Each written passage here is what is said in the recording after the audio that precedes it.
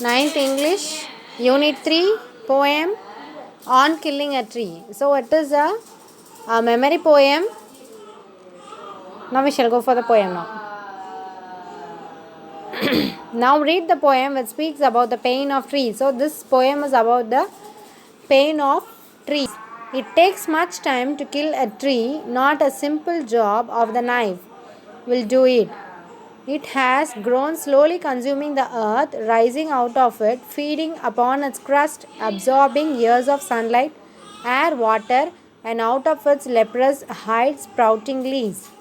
It takes much time to kill a tree. Not a simple job of the knife will do it. So it is very difficult to kill a tree. It is not a simple job of the knife will do it. It is not a simple job to kill the tree. Killing the tree is nothing but cutting the tree. It has grown slowly, consuming the earth. It has been a tree means a big tree. It is not an easy job to grow. It takes lot of years to grow as a tree.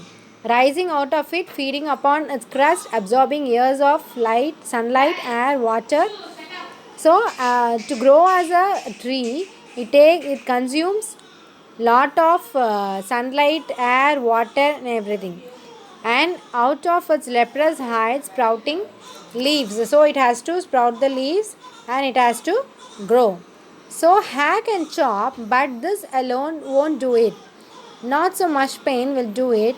The bleeding bark will heal, and from close to the ground will rise curled green twigs, miniature boughs, which, if unchecked, will expand again to former size.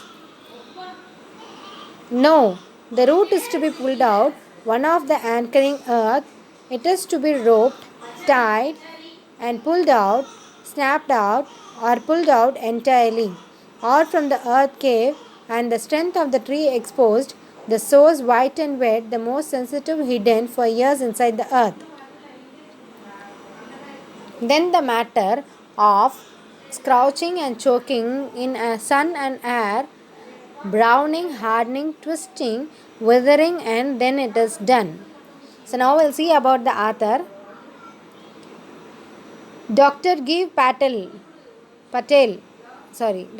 Patel is one of the most prominent Indian poets.